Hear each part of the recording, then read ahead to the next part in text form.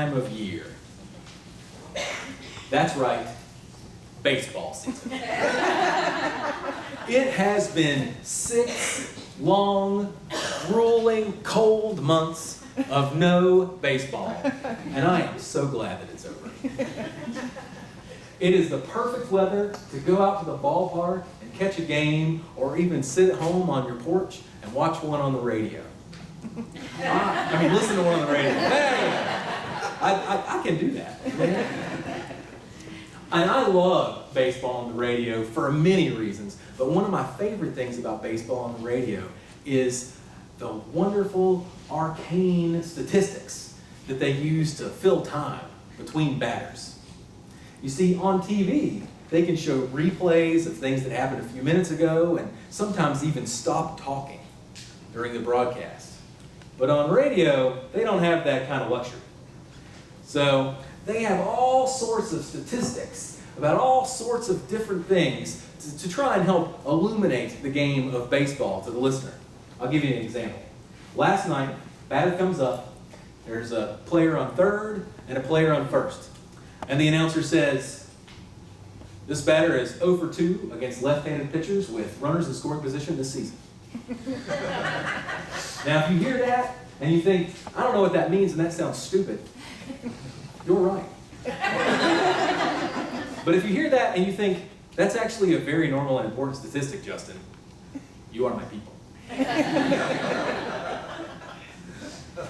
Baseball was the first sport that started cataloging every single thing that happened.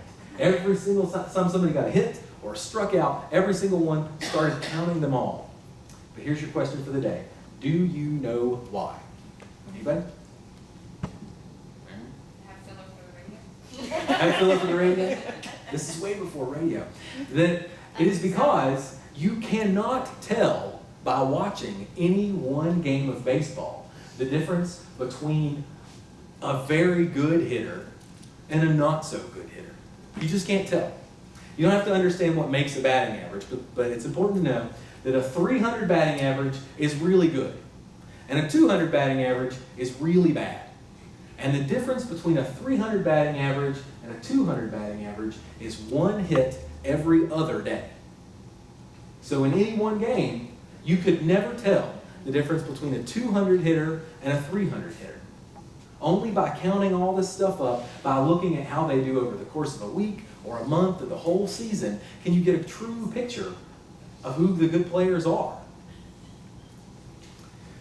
You just can't tell by looking. Now, another thing that I love to do in this time of year is cooking out on the grill. I am a big fan of grilling out outside, so any chance I'll get, I will take it to cook out on the grill. You want macaroni and cheese? I can make it happen on the grill. And these days, there's about as much information on the food that we eat as there is on the back of a baseball card. I'll give you an example. The other day, I was looking for a nice dozen eggs. I found all sorts of stuff. We got cage-free, farm-fresh, vegetarian-fed, pasture-raised, minimum 100 square feet of outdoor space, free roaming, grade A, USDA organic, and that's just on those 3. There's tons more. Food Alliance certified, humane certified, no hormones. It's hard to tell exactly what, if anything, all these things really mean. Especially when you're in the store and you have about 12 seconds to think about it. I just want to try and get something that's not terrible for the chickens and hopefully not filled with things that are bad for me and my family. Is that too much to ask? Faced with this many choices, skepticism about what these classifications mean, and the fact that the stuff that's supposed to be really good is often really expensive, I'm pretty tempted to stop thinking about it. Grab a random dozen eggs and get on out of there. Does that ever happen to you? Yeah. We've talked about ethical eating here a few times. An interest in the sources of our food and the process it goes through before it gets to us is growing everywhere. But I will be the first to admit that it is hard to do. No matter how many claims are made about the food we buy, there is almost no way to know by looking the conditions of the animals raised for our meat, or the treatment of the cows that produce our milk and cheese, or the treatment of the workers that pick our vegetables. The truth is that our food system is so fundamentally unjust and broken that it is almost impossible to eat everything from an ethical source, not to mention the cost. In our reading today, Wendell Berry writes that by concentrating solely on producing more food, we have been winning to our inestimable loss, a competition against our own land and people that has been achieved by a ruin of the land's resources. In other words, by seemingly working toward the goal of making a limitless supply of the world's cheapest food, we are destroying our nation's traditional small family farms, polluting our rivers and wells and waterways with nitrates, giving children asthma from manure in the air, and causing the only foodborne illnesses that are still on the rise in our country. Thinking about our food can make your head hurt. In order to try and understand this issue and not become wildly overwhelmed, I decided just to try and learn about one product made here in our state and the issues surrounding it. The state of North Carolina is one of the largest producers of pigs. And as one of the state's largest consumers of barbecue, I thought that it'd be good for me to understand how that works. I found out that we raise 9 to 10 million pigs here in North Carolina, and most of them are raised in places that do not resemble what we think of when we think of a farm. Most of the facilities in North Carolina that raise pigs raise them in what are called concentrated animal feeding operations, or CAFOs. Many pigs spend their whole lives in a crate that is somewhere around 2.5 feet wide by 6.5 feet long. This is not even enough room for the pigs to lay down or turn around. The pigs who don't spend their lives in these crates end up crammed together in small cement corrals without ever touching the earth or seeing the sun. The result is something more akin to a pig factory than a pig farm. But you would never know by looking. No matter how verbose the label you find on your pork, it's never going to say something like that. When I approached this topic, I thought that the unbelievable suffering that the animals faced being confined in this way would be the only injustice that I found. But Wendell Berry truly was correct in calling this a competition against our people and our land. The CAFOs here in North Carolina have been terrible for both. The largest problems with the CAFOs is the waste that they produce. On a small farm, the manure of the hogs can be used on the farm as fertilizer for the plants. One single CAFO with around 80,000 pigs can produce more waste in a year than the city of Philadelphia. This manure pollutes our waterways, the soil, and the air in the communities that these feeding operations reside in. It releases gases that irritate the eyes, throat, and lungs of people that live nearby, and it's been shown to contribute to high blood pressure. This is not just for people living next door to the CAFOs either. Their emissions are almost never monitored, but public health officials have ordered evacuations for as far as 12 miles away from these facilities when testing has revealed hazardous chemicals in the air. The workers at the CAFOs have an even higher exposure every single day, and it has been shown to give them terrifying health effects, and they are most often immigrants. The communities that have to suffer this unthinkable injustice are most often low-income minority communities. As one pair of investigators explained, people of color and the poor living in rural communities, lacking the political capacity to resist, are said to shoulder adverse socioeconomic, environmental, and health-related effects of swine waste. One study showed that there were 9 times more CAFOs in areas where there was more poverty and higher percentages of non-white people here in North Carolina. This is all in addition to CAFOs being one of the leading causes of greenhouse gas emissions and antibiotic-resistant bacteria that affect every single one of us. Just by looking at this one product, factory farmed pork, right here in North Carolina, we see staggering impacts on the animals we eat, the environment, and the people of our state that are both unethical and unjust. And the shelves of our grocery store are stocked with products that have detrimental impacts on us and our community in ways that we can barely imagine. But you can't tell by looking. As a church, learning about this issue, it is hard to know where to start. So I think we should begin by singing.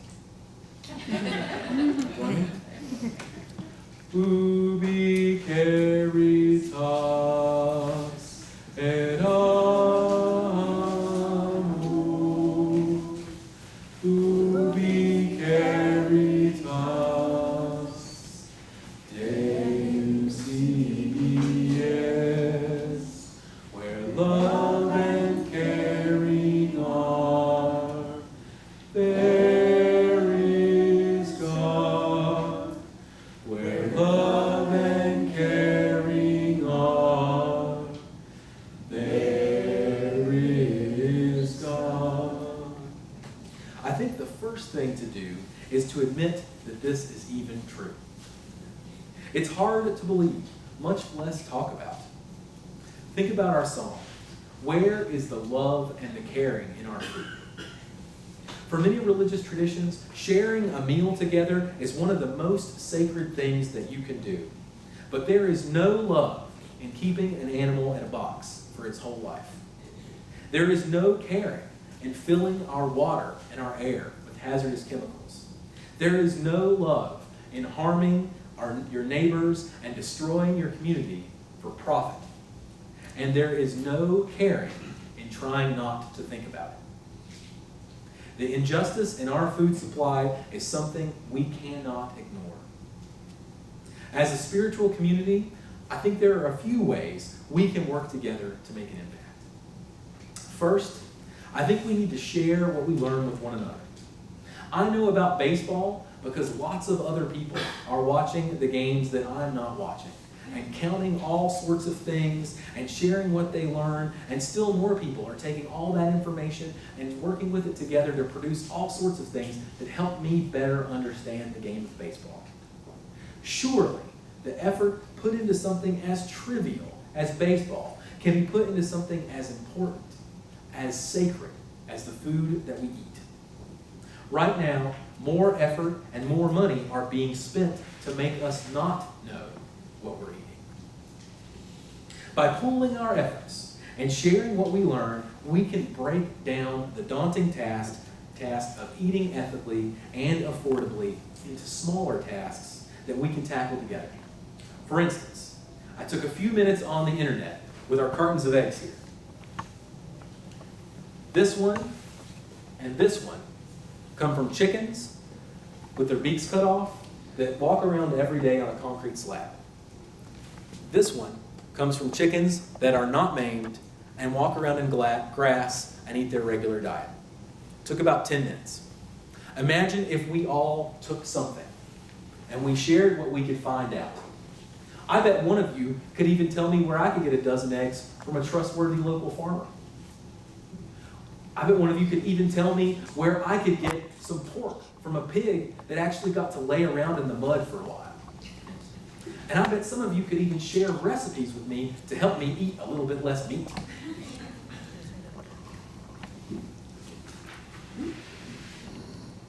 The possibilities are endless. It may sound strange, but this is a great way for us to love and care for one another in this community. Working together, we can also share in the struggle to bring justice to our food supply. There are many groups, such as the North Carolina Environmental Justice Network, that are doing great work to stop the unjust, unhealthy conditions created in some of our poorest communities by CAFOs. Many churches help them in their work. And if there was interest among you all, they would come here and talk to us about what we could do to help. The food that we eat very literally gives us life. There is nothing more sacred than that. We can and should demand that the food we eat should be made with love and care. By working together with other churches and organizations, we can bring about change in the way our food is made.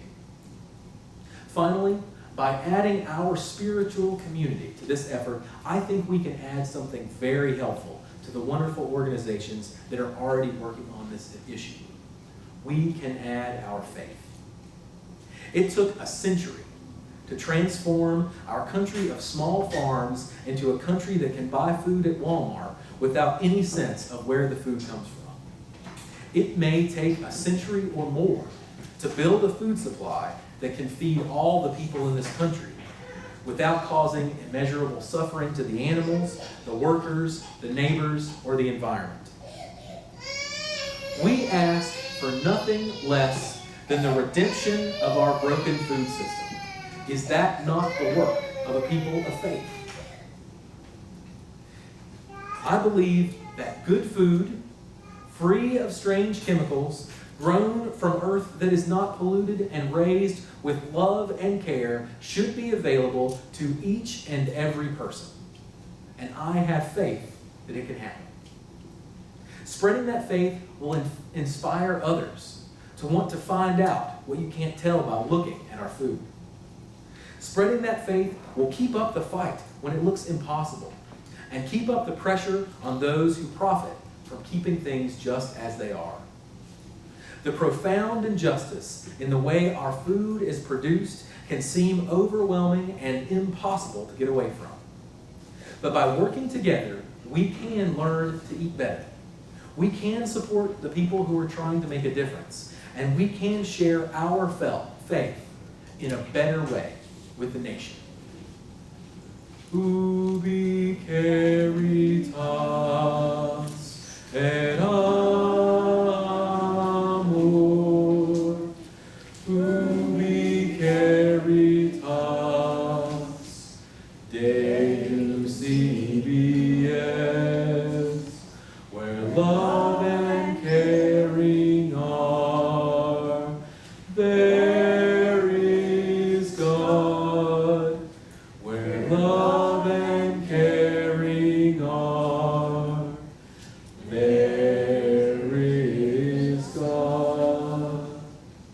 We can, by our love and by our caring, bring light to the true state of our food that is so often kept in darkness. We can help create a future where our food system can bless the communities that surround them rather than blight them. And it starts by working together. Let me know if you're interested. I'll be here after the service.